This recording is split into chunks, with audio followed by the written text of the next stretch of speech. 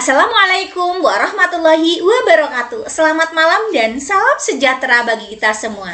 Bapak Ibu guru hebat peserta pelatihan yang kami banggakan, berjumpa lagi dengan saya Supiani pada di pertemuan yang keempat, yaitu strategi pembelajaran inovatif melalui kolaborasi.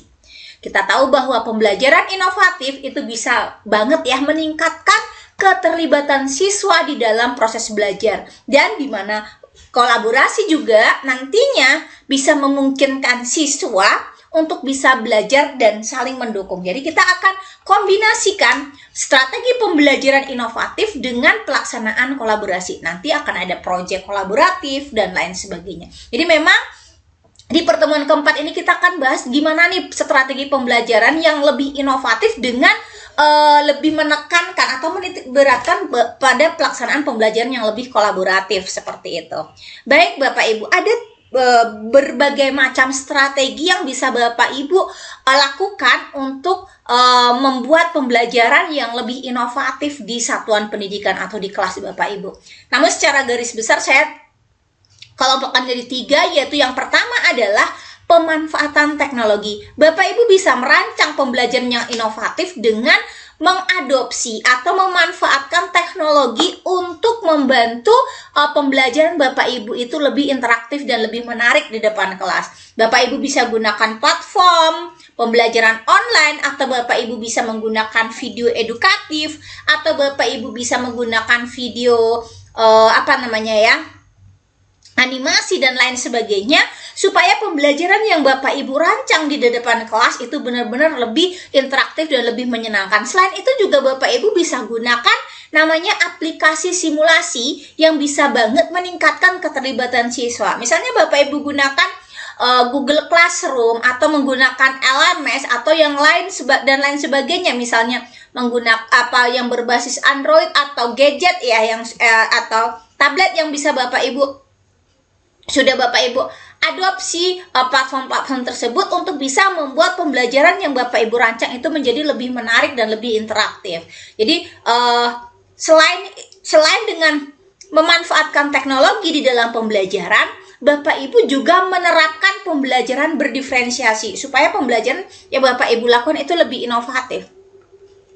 Jadi di dalam pembelajaran berdiferensiasi, Bapak Ibu itu akan menyesuaikan strategi pembelajaran yang Bapak Ibu lakukan itu sesuai dengan kebutuhan individu masing-masing, sehingga harapannya nanti proses belajar itu bisa lebih personal begitu terhadap siswanya. Jadi kita bisa menggunakan berbagai metode atau pendekatan yang mana nantinya Bapak Ibu bisa menyesuaikan sesuai gaya belajar, sesuai kebutuhan, dan sesuai kesiapan belajar mereka. Dengan pembelajaran berdiferensiasi, kita bisa menggunakan pendekatan misalnya diferensiasi prosesnya dari dari gaya belajar mereka. Kita bisa menyesuaikan proses pembelajaran yang sesuai gaya belajar mereka. Atau dari kesiapan belajarnya, kita melihat kesiapan belajar siswa bervariasi, maka kita bisa memvariasikan konten pembelajaran yang akan kita berikan ke mereka. Dari sisi kesiapan tadi ya. Kemudian kalau dari sisi preferensi belajar dan gaya belajar, Bapak Ibu juga bisa merancang diferensiasi proses, di mana proses output dari asesmen atau tagihan yang Bapak Ibu berikan itu bisa lebih bervariasi.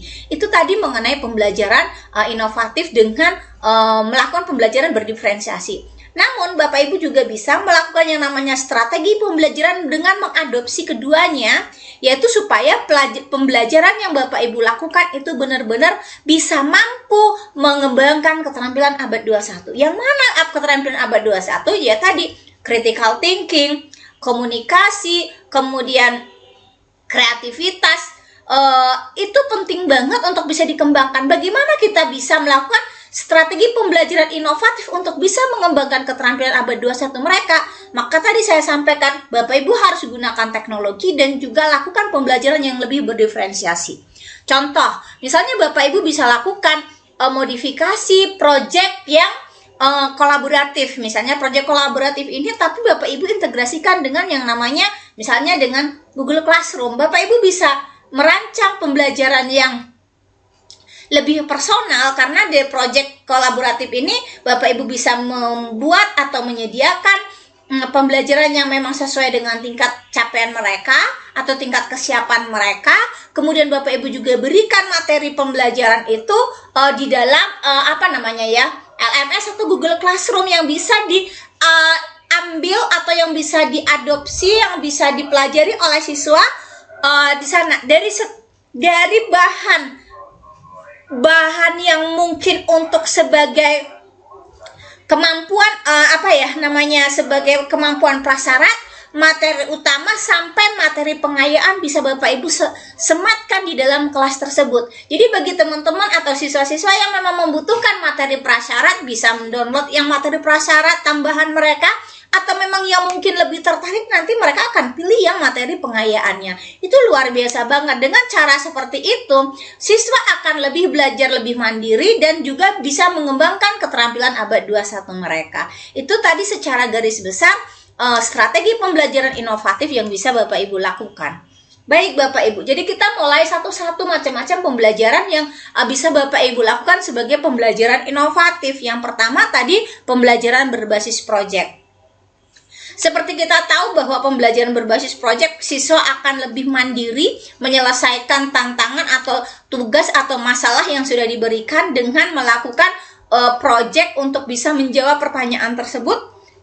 Langkah-langkah dalam pelaksanaan pembelajaran proyek dimulai dari menentukan tema. Jadi guru dan siswa bisa berkolaborasi memilih tema yang sesuai untuk proyek mereka, supaya mereka supaya si siswa tadi merasa memiliki proyek yang sedang mereka gagas, maka mereka juga akan menentukan temanya, tentunya disesuaikan dengan tujuan pembelajaran atau disesuaikan dengan materi atau kurikulum yang sedang diajarkan. Kemudian setelah dipilih temanya, pilih topik spesifiknya, seperti apa nanti dia akan melakukannya, maka tahap selanjutnya adalah tahap persiapan proyek. Di tahap proyek itu ada perencanaan, kemudian ada pelaksanaan, dan nanti akan ada evaluasinya.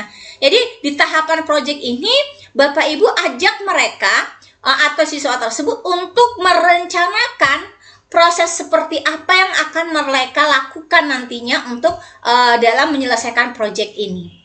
Nah, jadi mereka akan membuat perencanaan seperti apa saja yang mereka butuhkan selama kegiatan proyek ini, estimasi waktunya berapa, nanti timelinenya mereka akan buat, baru nanti setelah itu mereka akan mengidentifikasi kebutuhan mereka dalam pelaksanaan proyek tersebut. Kemudian setelah selesai, maka mereka akan melakukan yang namanya di tahap perencanaan selesai maksudnya, maka mereka akan tahap pelaksanaan meneliti atau membuat proyek itu tadi. Di proyek kan biasanya kita berikan sebuah tagihan, sebuah tugas yang mana yang berkaitan dengan masalah sehari-hari seperti itu. Baru setelah dilakukan mereka akan melakukan pelaksanaan proyeknya atau proses menelitinya, dan tahap selanjutnya adalah penyelesaian proyek.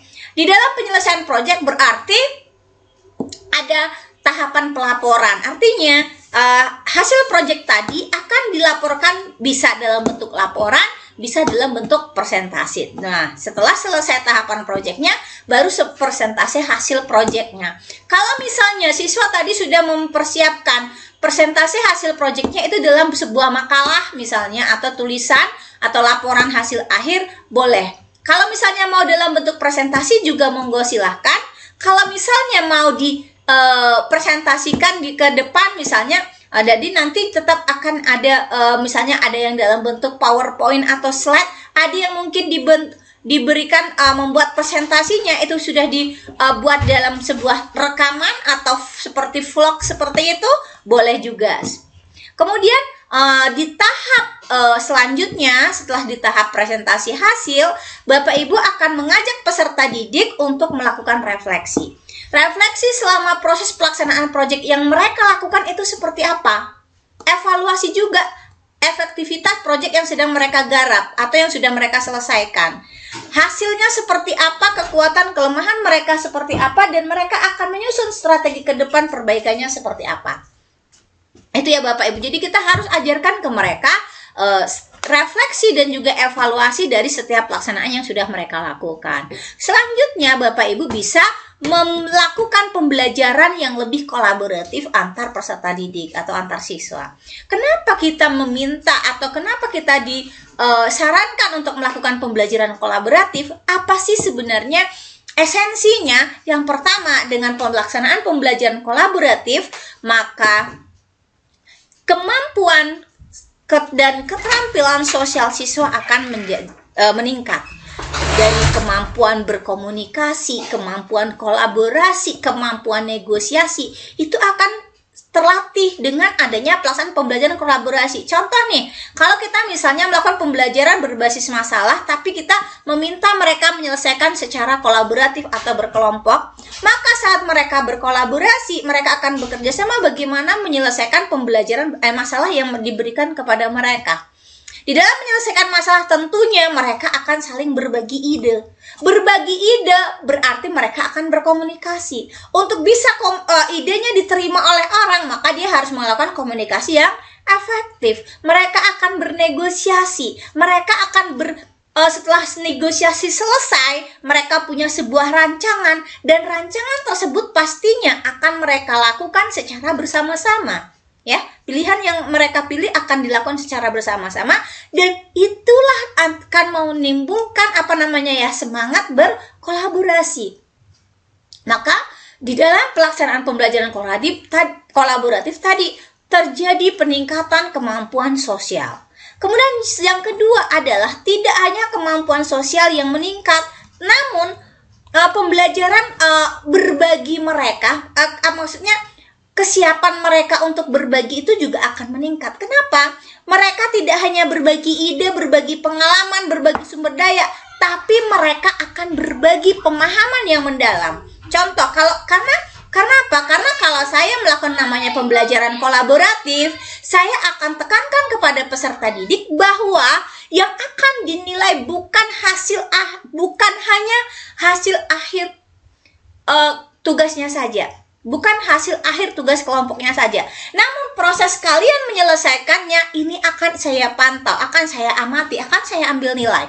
Dengan cara seperti itu, dan kita juga jangan hanya ngomong, tapi buktikan dengan rubrik penilaian di setiap tahapannya.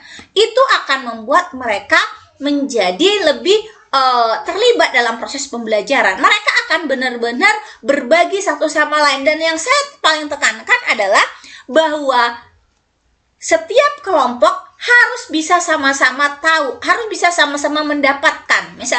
Jadi karena apa? Karena kalau kita tidak bisa kita tanamkan hal seperti itu, mereka akan sulit untuk berbagi pemahaman. Bahkan kadang-kadang, udahlah, biar aku aja yang kerjakan, ya tenanglah kalian, tapi nggak usah diganggu aku.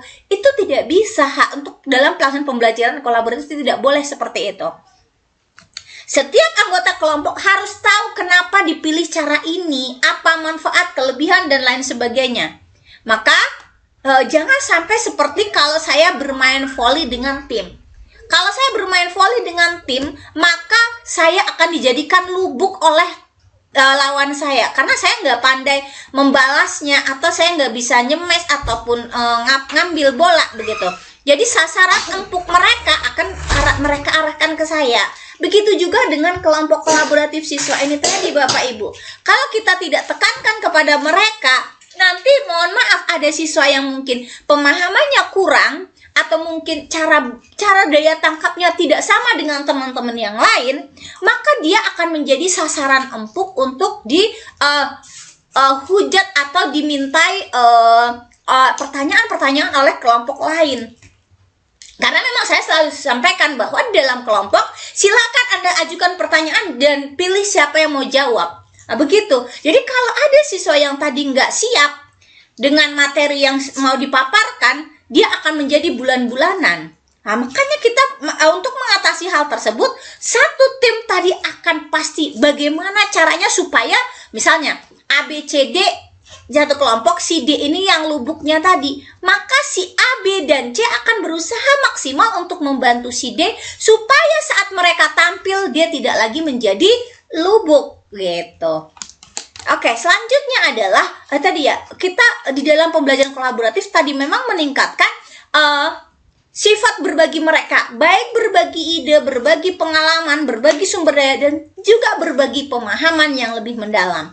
Yang ketiga adalah dengan adanya pembelajaran kolaboratif itu akan meningkatkan kemampuan mereka berpikir kritis. Di dalam pembelajaran kolaboratif tentunya kita akan membuat mereka untuk menyelesaikan tantangan-tantangan atau persoalan-persoalan yang memang meminta mereka untuk memberikan ide-ide yang kreatif, ide-ide yang solutif, yang mana mereka harus memberikan argumen yang kuat untuk bisa mempertahankan apa yang sudah mereka sampaikan, seperti itu. Itu yang harus kita terapkan ke mereka. Misalnya kita berikan masalah, mereka akan menjawab permasalahan yang mereka lakukan itu, permasalahan yang kita berikan dengan cara tadi, ya bagaimana mungkin mereka melakukan kolaborasi atau mereka akan melakukan mini riset dan lain sebagainya, itu kita serahkan kepada kelompok tersebut. Namun tetap di sana mereka akan menguras isi kepala mereka, bagaimana mereka bisa menyelesaikan ini. Mereka akan menuangkan seluruh ide yang mereka miliki, gagasan untuk bisa menyelesaikan tantangan yang tadi kita berikan, begitu.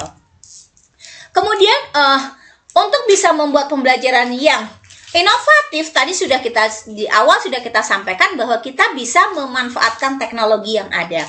Karena dengan adanya teknologi bisa membantu Bapak Ibu untuk melakukan transformasi pembelajaran.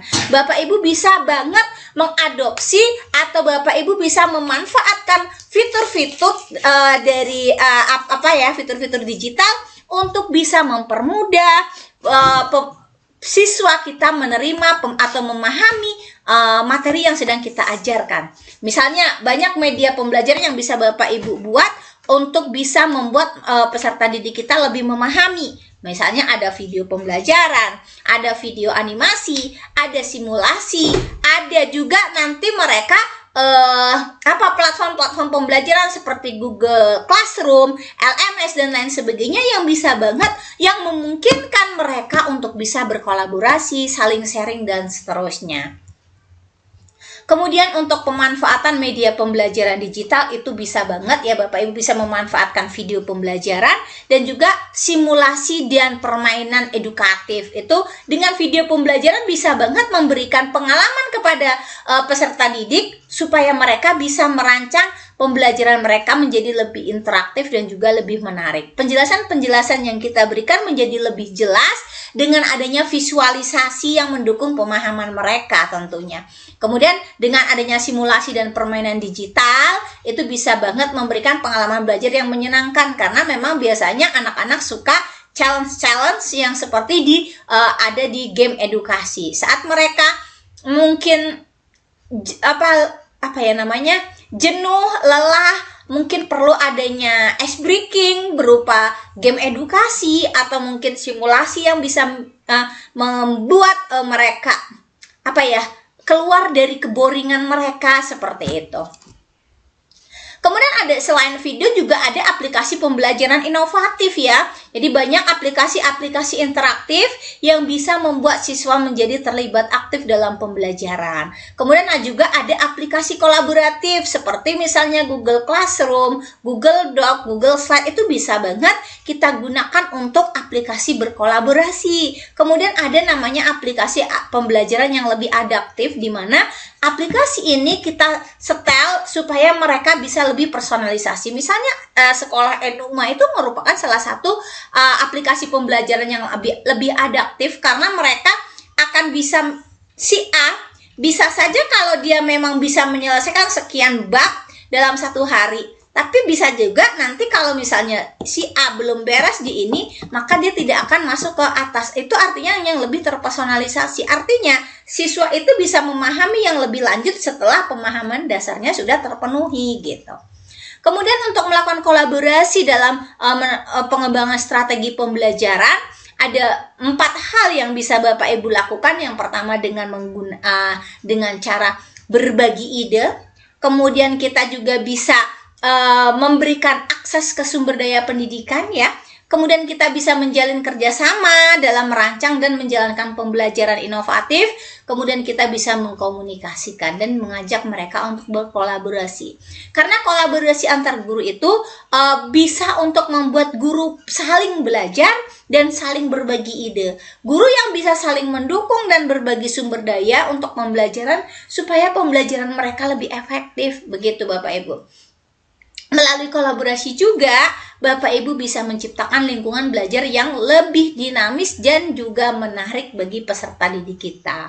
Oke, baik Bapak Ibu, kita mulai yang pertama dari berbagi ide dan sumber daya.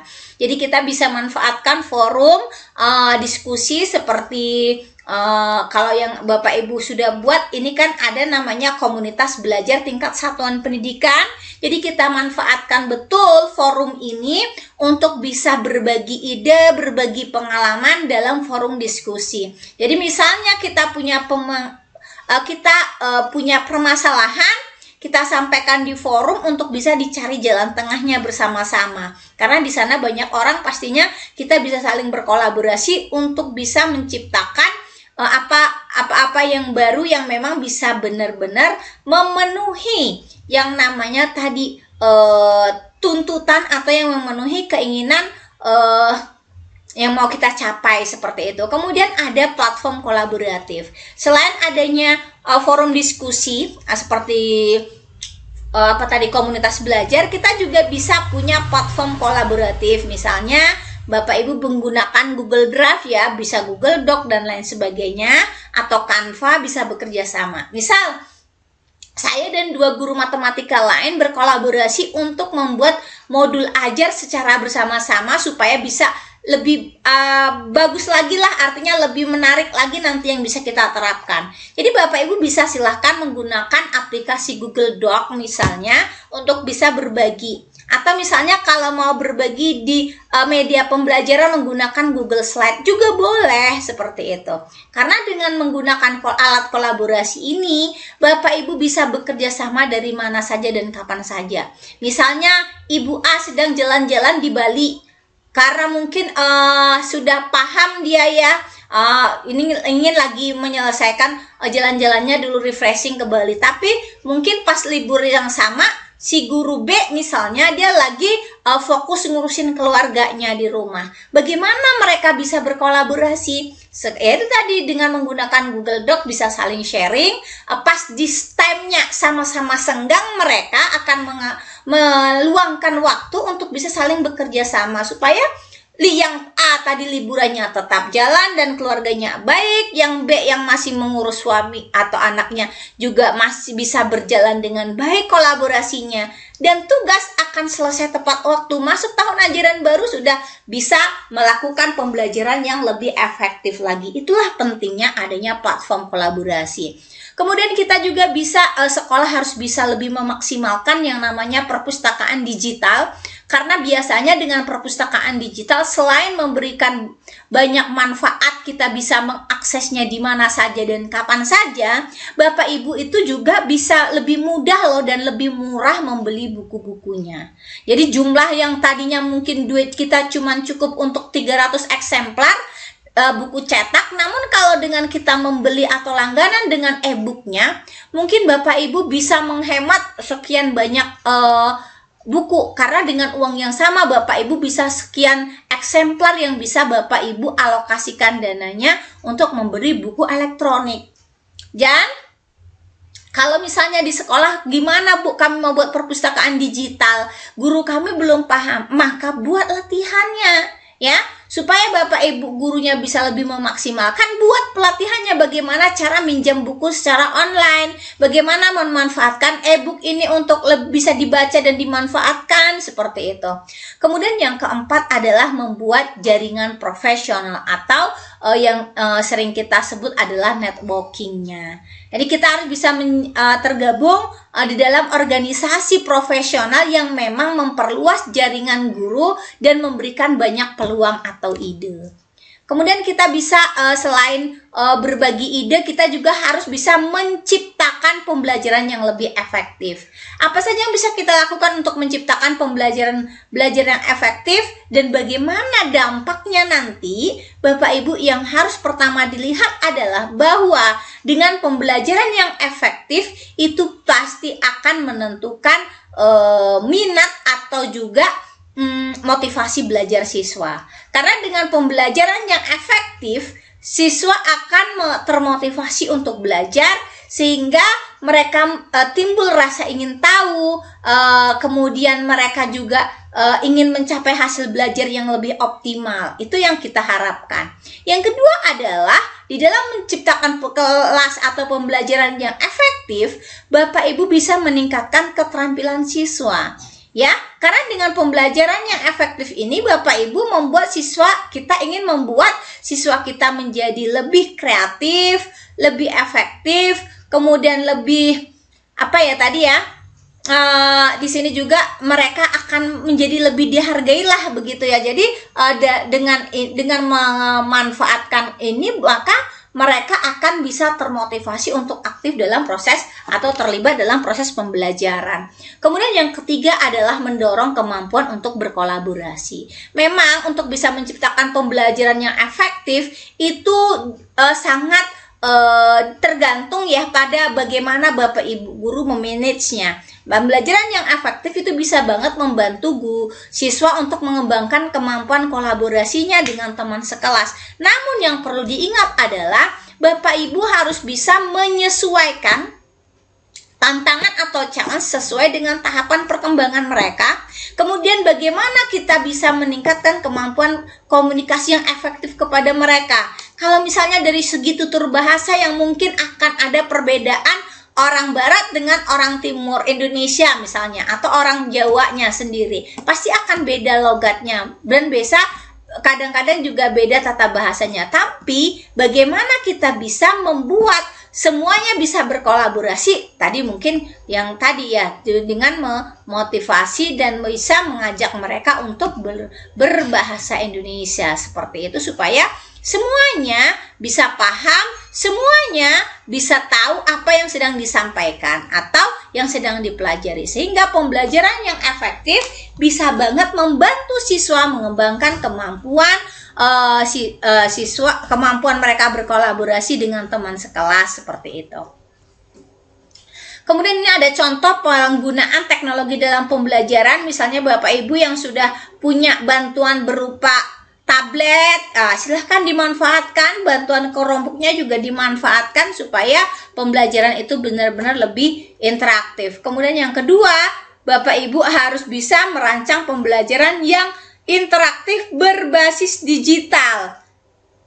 Interaktif berbasis digital. Bagaimana kita bisa memilih konten digital yang sesuai? Yang pertama adalah konten belajarnya itu sendiri. Apakah konten belajar yang tersebut itu memang ingin atau komitmen untuk bisa memberikan pembelajaran yang betul-betul maksimal kepada peserta didiknya. Maka konten yang interaktif bisa dibuat seperti video, animasi, dan juga simulasi. Kemudian yang selanjutnya adalah setelah kita buat konten digital apa yang mau kita tampilkan, maka kita bisa memilih platform pembelajaran. Ya, kita bisa pilih platform pembelajaran yang mungkin menurut kita sesuai. Nah, seperti itu ya. Kemudian kita juga pilih alat interaksi yang sesuai, semisal Kris, fungsinya untuk apa? Kemudian misalnya ini ya, kalau Google Classroom misalnya, apa keuntungan, apa kelebihannya saat kita implementasi di kelas? LMS juga begitu. Apa keuntungannya, apa kerugiannya jika kita implementasikan di kelas? Itu harus kita lihat, kita teliti, kita amati. Kemudian alat-alat atau alat interaktif lainnya bisa kita tambahkan atau kita gunakan seperti quizzes, kemudian game edukasi, kemudian forum untuk meningkatkan engagement. Kemudian yang keempat itu adalah pemberian umpan balik yang cepat gitu ya. atau real time. Jadi kita bisa meminta siswa memberikan ulasan atau memberikan masukan-masukan terhadap pelaksanaan pembelajaran kita supaya kita bisa tahu perbaikannya ke depan seperti apa. Oke, baik Bapak Ibu. Kita lanjut ke aplikasi kolaborasi online. Jadi tadi ya, aplikasi kolaborasi itu banyak yang bisa Bapak Ibu manfaatkan. Salah satunya yang sering banget dipakai adalah Google Doc dan Google Slide. Di mana di kedua aplikasi ini Bapak Ibu bisa membuat siswanya bekerja dengan satu alat yang sama tapi dari tempat yang berbeda. Dari siapa saja, kapan saja, dan di mana saja. Kemudian untuk bisa menggunakan aplikasi kolaborasi online, Bapak Ibu harus bisa memilih aplikasi tersebut yang memang mudah untuk mengaksesnya. Percuma kalau kita gagas, rancang sebaik mungkin LMS-nya, namun nanti tidak maksimal seperti itu. Kemudian kita perlu yang namanya komunikasi yang lebih efektif, begitu ya. Jadi komunikasi yang lebih efektif dengan adanya alat kolaborasi online, misalnya tadi ada Google Doc dan Google Slide. Jadi kita bisa lebih memaksimalkan apa yang mungkin akan di saat mereka misalnya sedang menyelesaikan tugas kelompok, mereka bisa saling bertukar ide di sana. Sehingga dengan cara yang seperti itu, misalnya dengan dibantu dengan Google Meet, mereka akan bisa berdiskusi sambil menyelesaikan tugas dengan lebih cepat seperti itu. Kemudian juga meningkatkan keterlibatan karena dengan kemudahan akses, dengan mungkin mereka bisa lebih maksimal seperti itu berkolaborasinya, maka semua siswa akan menjadi terlibat dalam proses pembelajaran. Terkadang yang membuat siswa itu tidak aktif dalam proses pembelajaran kemungkinan karena mungkin jauh jadi nggak bisa berpartisipasi atau mungkin ada kendala lain. Jadi dengan adanya alat kolaborasi ini, kendala-kendala seperti jauh dan lain sebagainya itu sudah terpecahkan lah seperti itu. Kemudian di sini Bapak Ibu guru bisa banget berperan selain sebagai fasilitator pembelajaran, Bapak Ibu juga diharapkan bisa menjadi pemandu jalannya pembelajaran. Ya, jadi untuk bisa memahaminya, maka Bapak Ibu harus memahami konsep dan juga keterampilan baru dengan cara yang menarik ya, seperti itu ya, dan efektif tentunya. Kemudian Bapak Ibu juga harus menjadi motivator yang akan selalu mendorong peserta didiknya untuk aktif terlibat dalam proses pembelajaran. Dan Bapak Ibu bisa memberikan rekomendasi bagaimana supaya mereka bisa mencapai capaian maksimal mereka seperti itu.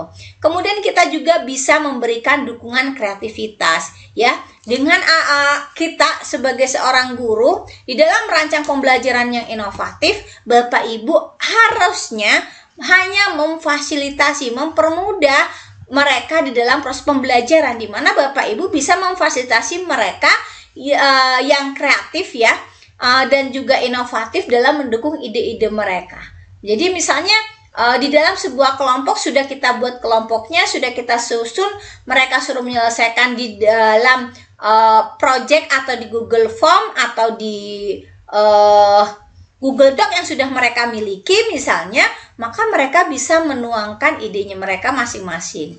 Dan nanti tentunya akan disimpulkan secara bersama-sama nanti di setiap anggota grup tadi. Atau kita bisa memaksimalkan juga untuk menjadi penyedia sumber daya.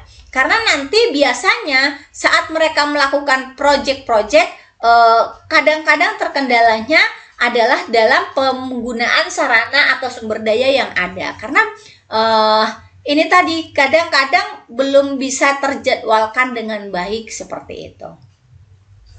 Kemudian langkah selanjutnya adalah Bapak Ibu harus selalu mendorong kreativitas siswa. Dan bagaimana cara kita bisa memberikan atau meningkatkan kreativitas siswa dalam belajar? Salah satunya adalah berikan tantangan. Pemberian tantangan yang sesuai dengan gaya belajar mereka. Kalau tantangan terlalu mudah, mereka akan bosan. Kalau tantangan terlalu sulit, mereka akan merasa jenuh dan merasa gagal. maka kita berikan tantangan yang sesuai. Kemudian yang kedua adalah kebebasan bereksperimen harus kita berikan seluas-luasnya kepada peserta didik kita. Jangan pernah kita mengatakan bahwa kamu ini coba-coba, tapi biarkan mereka mencoba. Biarkan mereka bereksperimen. Kemudian yang ketiga, jangan lupa kolaborasi antar siswa itu sangat menentukan, ya. Maka kita harus bisa fasilitasi supaya peserta didik kita semuanya bisa berkolaborasi bareng-bareng. Kemudian untuk penilaian selain pelaksanaan pembelajaran, ya, pembelajaran yang sudah inovatif harus dibarengi dengan penilaian yang inovatif. Apa saja yang bisa Bapak Ibu nilai dalam pembelajaran inovatif? Yang pertama adalah pengetahuannya. Bagaimana Bapak Ibu melihat peserta didik kita memahami konsep dan teori yang sedang mereka pelajari. Kemudian yang kedua, dari sisi keterampilan, Bapak Ibu harus bisa menerapkan pengetahuan maksudnya Bapak Ibu harus bisa menilai bagaimana peserta didik kita menerapkan pengetahuan yang sudah mereka peroleh untuk menyelesaikan permasalahan nyata. Kemudian dari sikap mereka juga harus bisa menunjukkan bahwa mereka punya sikap positif terhadap pembelajaran. Dan yang terakhir adalah Bapak Ibu harus bisa mengukur kreativitas yang mereka lakukan. Bagaimana mereka mampu menciptakan ide-ide dan solusi baru untuk menyelesaikan permasalahan yang sudah kita berikan. Kemudian memang banyak tantangan yang akan kita hadapi di dalam implementasi pembelajaran inovatif. Yang pertama, adanya sumber daya yang kurang memadai, ya, misalnya akses teknologi, pelatihan guru yang masih terbatas, sumber daya yang juga masih menjadi kendala, dari sisi finansial juga mungkin belum oke banget begitu. Kemudian selain di kualitas sumber daya, kita juga punya tantangan pada perubahan budaya. Kenapa kita sampaikan di perubahan budaya juga sebagai tantangan? Karena untuk membangun budaya pembelajaran yang lebih mendukung inovasi itu membutuhkan waktu dan komitmen Bapak Ibu. Ya, maka Bapak Ibu guru yang harus bisa memberikan waktu untuk bisa beradaptasi dengan perubahan-perubahan seperti itu. Walaupun kita belum bisa siap menerima seutuhnya, setidaknya kita ayo bertahap, ayo berproses untuk melakukan pembelajaran yang lebih inovatif. Apa saja sih manfaat dari pembelajaran inovatif? Kenapa kita harus menggagas namanya pembelajaran inovatif? Yang pertama, bahwa dengan pemanfaatan pembelajaran yang inovatif itu akan terjadi peningkatan motivasi belajar. Jadi siswa akan menjadi lebih tertarik dan antusias dalam pembelajaran. Kemudian yang kedua adalah mengembangkan kompetensi. Dengan melakukan pembelajaran inovatif, Bapak Ibu bisa mengembangkan keterampilan berpikir kritis mereka, kemampuan memecahkan mereka, dan juga kemampuan kolaborasi mereka. Ini penting banget dikembangkan di dalam untuk kita supaya mereka terbiasa begitu. Kemudian yang ketiga adalah kemajuan akademis. Jadi dengan melakukan pembelajaran berbasis inovasi ya tadi ya, maka siswa akan lebih memahami apa yang sudah mereka kerjakan, atau misalnya mereka mempelajari tentang bangun ruang sisi datar, mereka akan bisa tahu bangun ruang sisi datar itu seperti apa, bagaimana cara mengukur luas dan kelilingnya, supaya mereka benar-benar terekam di dalam kepala mereka, begitu ya. Kemudian otomatis kalau sudah seperti itu, konsep yang mereka pahami itu akan lebih mengena dan mereka akan bisa lebih baik lagi ke depannya. Atau kemajuan akademisnya juga akan meningkat. Kemudian kesiapan masa depan. Jadi siswa harus siap untuk menghadapi tantangan dunia kerja dengan dengan cepatnya terjadinya perubahan.